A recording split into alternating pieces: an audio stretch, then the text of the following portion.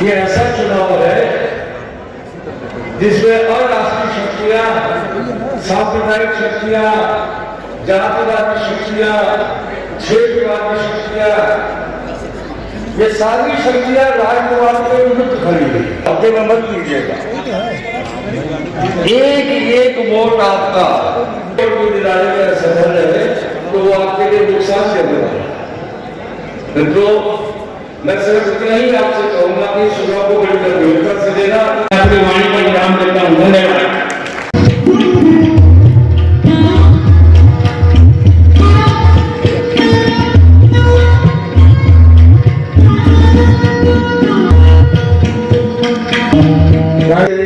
अपने अतिथियों से आग्रह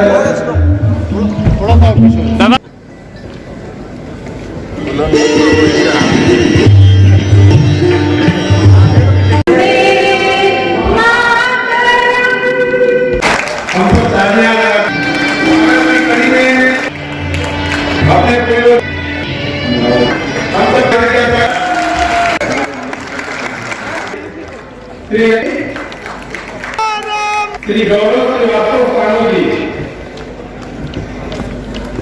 उधर उधर हाँ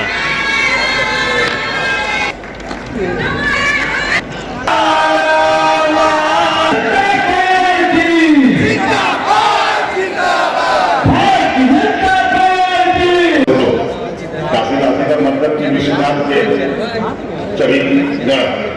अब चूंकि हम लोग शिव में जो करोड़ नाम है उसमें एक नाम प्रतिनिधि भी है, तो जब स्वयं शिव ने अपना एक प्रतिनिधि हम लोगों के बीच में भेजा है तो उस प्रतिनिधि से बेहतर कोई नहीं, दूसरा नहीं है।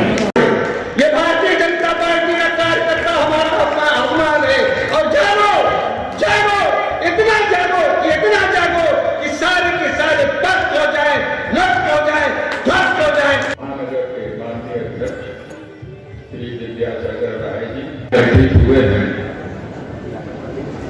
ऐसे उत्तर प्रदेश सरकार में यशस्वी मंत्री श्री नीलकंठ तिवारी जी,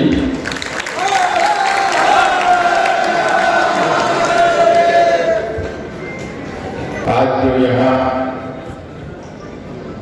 भारतीय जनता पार्टी के आन बान और शान स्वरूप जो कार्यकर्ता भाइयों और बहनें यहाँ उपस्थित हैं, आप सबका बहुत दिनों के बाद सामना हो रहा है। मैं आप सबको प्रणाम करता हूँ। और योगी जी को रास्ते से कैसे हटाया जाए। बंधुओं, यहाँ नीलकंठ तिवारी जी का कोई सवाल ही नहीं है।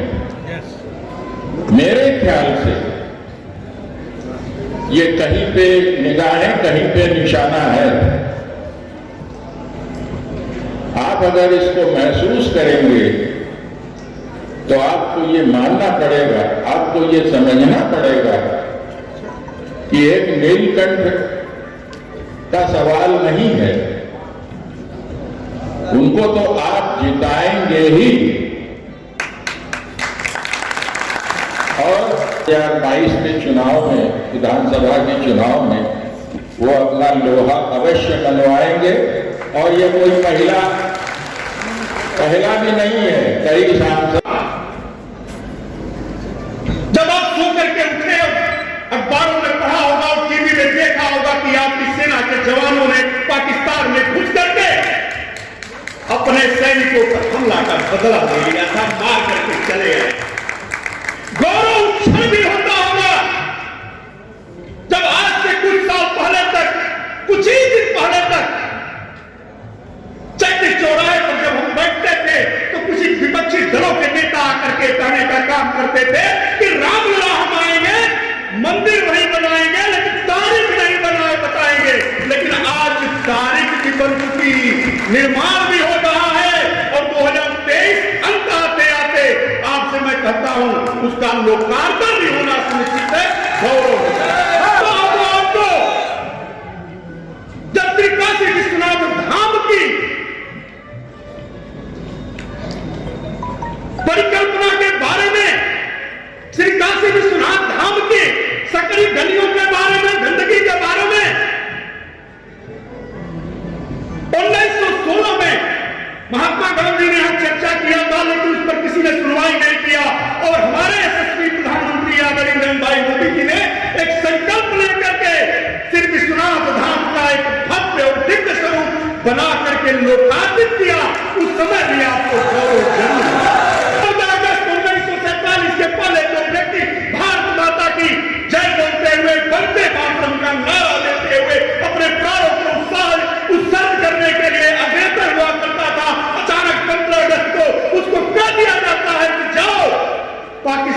जिंदाबाद बोलो। और जब पाकिस्तान जिंदाबाद भी बोलता है तो भी उसके सामने 3 ऑप्शन दे दिए जाते हैं कि या तो मार दिए जाओगे, या धर्म परिवर्तन कर लो, या भारत चले जाओ।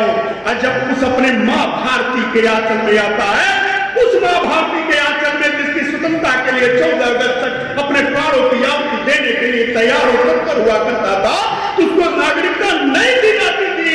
लेकिन हमारे प्रधानमंत्री जी के नेतृत्व में ऐसे भारतवंशियों को भी नागरिकता देने का काम किया गया हो। माननीय नीलकंठ तिवारी जी,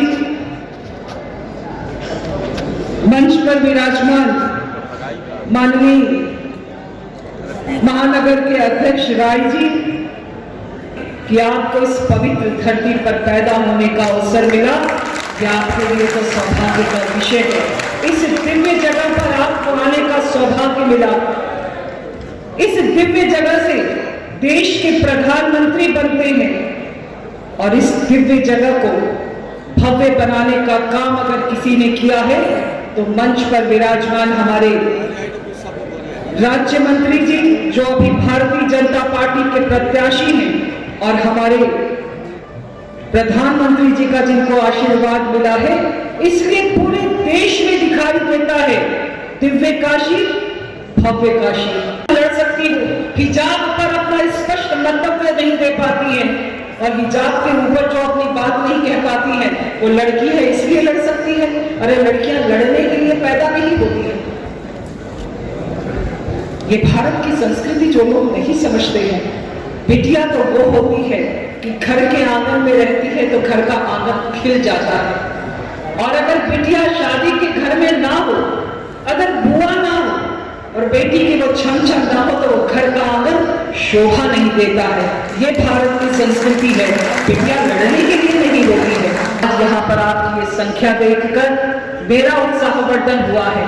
मैं मानती हूँ आपने तो हर चीजों में इतिहास बनाया है। इस बार आज के इस कार्यकर्ता सम्मेलन से आप संकल्प लेकर जाइए कि एक इतिहास आप भी बनाएंगे। वो इतिहास ऐसा होगा कि ऐसा भूतो न भविष्यति हो। इतने मतों से हम अपने भाई नीलकंठ तिवारी जी को चुनाव जिताकर भेजेंगे कि वो भी एक इतिहास होगा, और उस पर आप भी गौरव कर सकेंगे कि हाँ, हमने इस क्षेत्र से इतने मतों के साथ भारतीय जनता पार्टी के प्रत्याशी को चुनाव जिताकर भेजा है।